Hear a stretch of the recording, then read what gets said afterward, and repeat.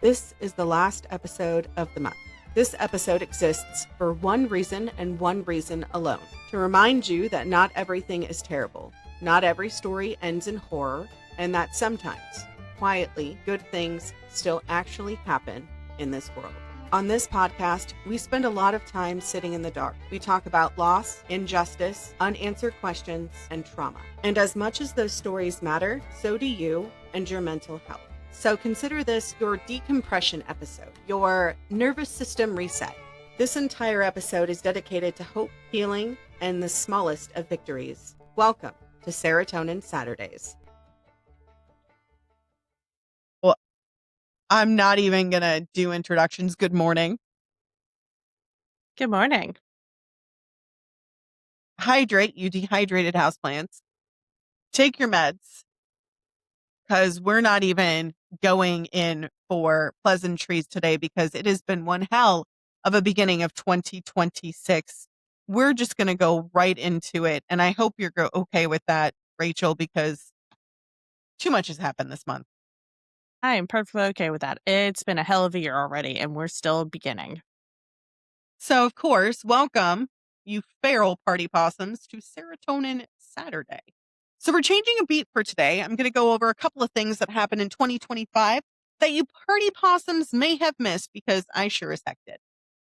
I was under a rock, okay? I was dealing with far too much forking crud to deal. And I mean, you were under something, all right. It's how you got prego. we're not getting into that. So California has become the latest and largest state to ban cat declawing in the United States, and what's considered a historic win for animal welfare. I have to say, that's pretty awesome. Also in California, a new bill will define and then ban ultra-processed foods from school dinners and lunches. This is believed to be the first statutory definition of UPFs in the world. So starting off strong, okay, with Serotonin Saturday, we have some good things coming out of California. Not only that, you love goats. A herd of 300 hungry goats helped prevent wildfires in the mountains of Catalonia, northeast Spain this summer, led by nomadic goat herders. The animals grazed on dry shrubs and other combustible vegetation to create natural fire breaks. This project helped reduce the number of wildfires last year in Spain, so the regional government decided to extend the scheme and allowed the goats to go further. Maybe we need to implement that a little bit. We do it in California. Okay, you never hear about it, but maybe we need to do that in like other states too. Like, I think like the closest that I could rent a herd of goats to come and graze on my dead brush is from Georgia, which is the city that they're in. To me is like 5 hours away. So they have it in Texas, Virginia, Georgia, South Carolina, Tennessee, California, Washington, Oregon, Nevada, New Mexico, and one more. I can't remember, but it's prevalent wildfire states. But like, They should make it nationwide. Yes. Also, you would think that because, hurricane state, that they would have the goats go in after the hurricanes and devour the down brush and like the down the trees. So that way then it's much easier to get the down trees and everything out. You would think that. Apparently this state is bonkers and doesn't think like that. We're not going to talk about the validity of how bonkers your state is, because Florida man do have a good thing on neurological diseases. Huntington's disease has been treated successfully for the first time in history. Affecting around 75,000 people in the US, UK, and Europe, the hereditary condition of Huntington's disease is gene mutation cause proteins needed to the brain to decay over time. Now, gene therapy trial by University College of London reported slowing progression of the disease by 75%, which could result in adding not just to decades on people's life, but significantly improving the quality of them. Because Huntington's disease slowly causes dead brain tissue, just like Alzheimer's and dementia, which I live with my father, and it's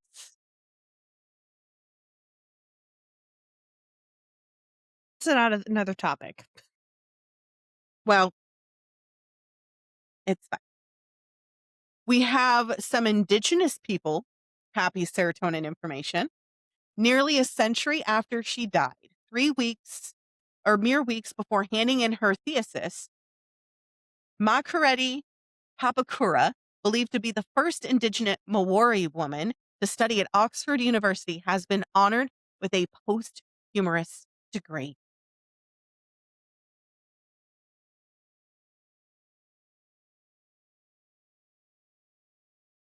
Okay. As a thrifty girl, I love this next one. The secondhand clothing market is booming, expanding at about 2.7 times the rate of the general retail market, with ThredUp's annual resale in 2025 report predicting it will reach 275 billion pounds by 2029. Engineers from Northwestern University in Illinois, USA, created the world's smallest pacemaker, which can be non-invasively injected into the body via syringe. While it can work on hearts of any size, it's particularly suited for newborns with congenital heart defects and dissolves when it is no longer needed.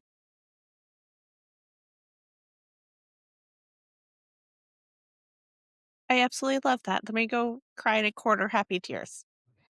I told you, I got some great stuff for today. The next one I got specifically for Joshua. He's listening. While you're partial to a deep pan or prefer a stone-baked thin crust, we have good news for the pizza lovers who listen to our podcast.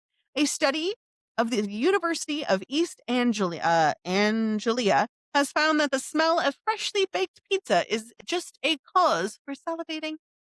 It actively works to reduce stress and boost your mood and serotonin levels. But even if you're not the fan of the food, the research suggests that other familiar comforting smells could help improve your mood by 40%.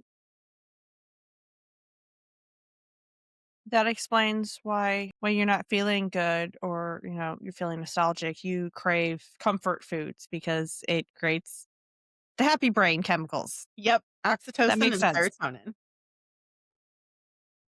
I'm so glad we both agreed on Serotonin Saturdays because come on now. Right?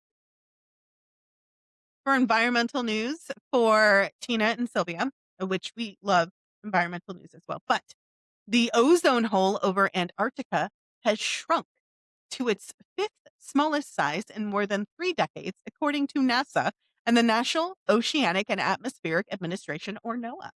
The reduction has been made possible by regulations on ozone depleting substances outlined under the Montreal Protocol, an international environmental treaty intended to protect the ozone layer.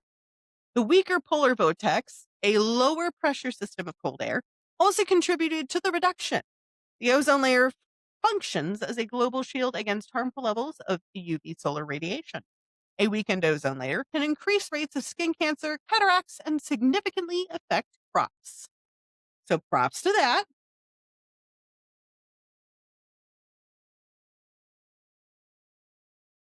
I love that.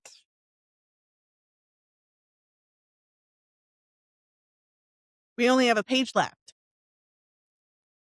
This next one is my favorite because it regards to violent crime.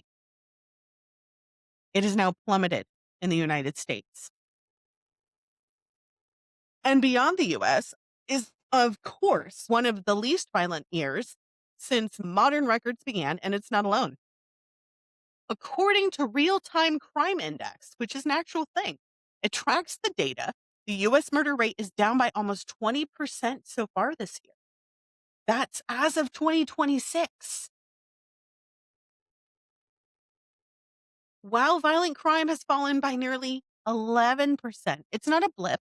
FBI figures from August show that the U.S. murder rate saw its sharpest fall to date in 2024, dropping by 14.9%, eclipsing even 2023's substantial 10% decline. A similar trend is underway elsewhere. Brazil, which had the highest murder rate in all of the countries, plummeted by 20.3% over the last decades. Figures published in June suggest. Meanwhile, in London, which our current office likes to claim is growing a crime problem, rate is at the lowest since records began in 2003. Recorded knife crime, meanwhile, has been seen as a year-on decline of 7%.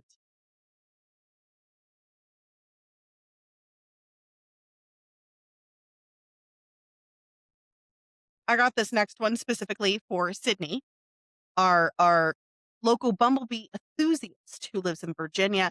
The bumblebee population has risen dramatically in central Scotland after rewilding the former farmlands. So they turned former farmlands into wild preserves. I absolutely love that. But wait, it gets better.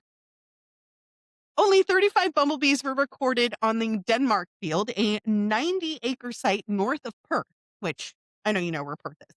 When the charity Rewilding Denmark Field began its work in 2021. By 2023, this had increased to 4,056 bumblebees. I absolutely love that. The soil and barley stubble was naturally colonized by 85 different plant species, attracting more pollinators. A buzz, buzz, buzz. Because without bees, we don't have fruits and vegetables, and that's how cross-pollination happens. I mean, without pollinators, we don't have anything. We don't. It's kind of sad. Okay, now we're going to get happy. Okay, kind of happy. The global mortality rate for children under 5 has fallen by 52% since 2000.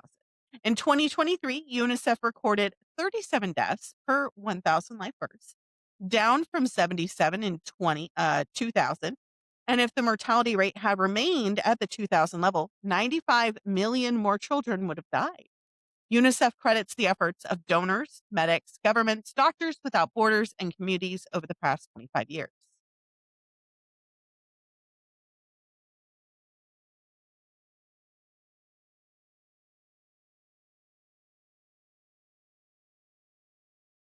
Artificial blood could be used for transfusions as soon as 2030, reducing preventable deaths due to shortages of donor blood.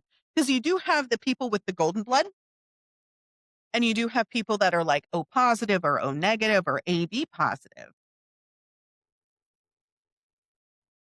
Clinical trials have begun at Nara Medical University in Japan, where scientists extracted the protein hemoglobin from expired donor blood to create a virus-free particle that mimics red blood cells and are compatible with any blood type. Its shelf life is 2 years. And for donor blood, it's only 35 days.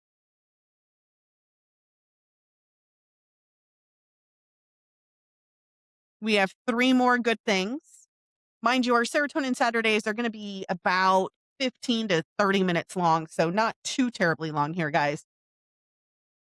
The first world's microfiber recycling plant opened in Bud, Cornwall. You heard that correctly. City's name is Bud, B-U-D-E, or Booty. Booty? Booty. We're going to go with Booty because it makes me happy. So it opened in June, aiming to stop 86 tons of plastic fiber polluting the ocean annually. shed from synthetic clothing during washing and fibers are too small to be filtered out entirely by waste treatment plants. The center, developed by the Cleaner Seas Group, sells washing machine filters for £130. When the cartridge is full of microfibers, it goes back to the center for free composting. This affects you and your family.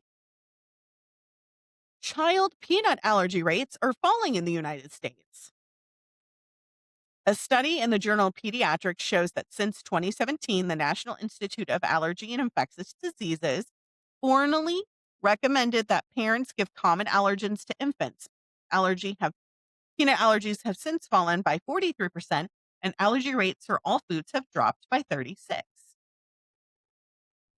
And the last one is my favorite out of this whole thing, because I love myself a good forest, a good tree, a nice little tree. Global deforestation has declined for the third decade in a row. According to the UN, falling from annual losses of 176 square kilometers in the 1990s to 109 square kilometers a year over the past 10 years. Nearly 5 million square kilometers of forest have been lost since 1990. But protection is rising. 1/5 of the forests are now legally safeguarded, with 2.51 million square kilometers added since 1990. And that is your summary of 2025 Serotonin Saturday. I absolutely love that. And I'm so glad the deforestation is getting better. It's plummeting. It's gotten so much better. I love that. Not to mention a lot of the forests that I grew up with and that I used to hike at anyways. He didn't like hiking all that much. Now he has to do it for work. But like a lot of the forests I used to hike at were under federal land protection, and now they're covered under native federal land protection. And a lot of those lands have got given back. And it just makes me so happy. Along with I agree. that, like the bumblebees and the goats. Come on. Like,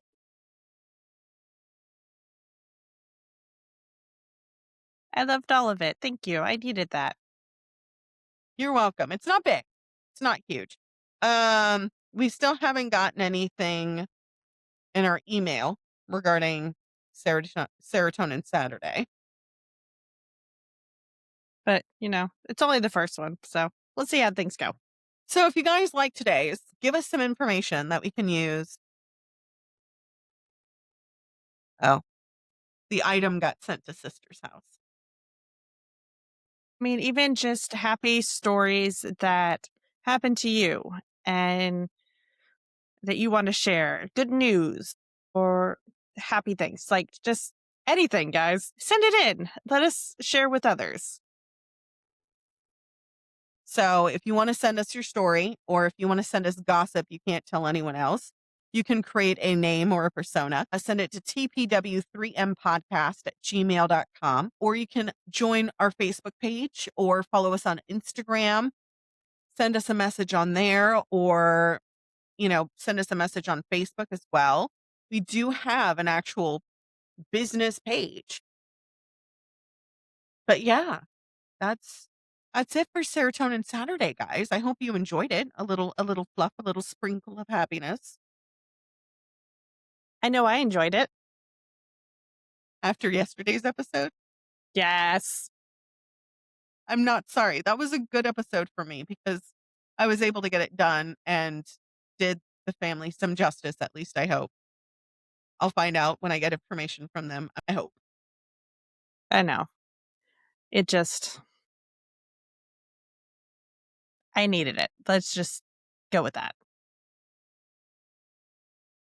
I needed it. I need to eat because it is late in the day for me. It's late in the day for you, but I'm going to call you back here after we get off. Okay. But I hope you guys enjoyed today. And again, if you want to send us anything, please send us an email, all that fun stuff. As always, stay feral. Bite the hand. And we'll see you guys next time. Okay, bye. Okay, bye. Well, party possums, that's today's dose of the Pandemonium. Thanks for listening and watching the ADHD chaos. Review, comment, and don't forget to subscribe. Tune in next week for more continued madness. And as always, stay feral.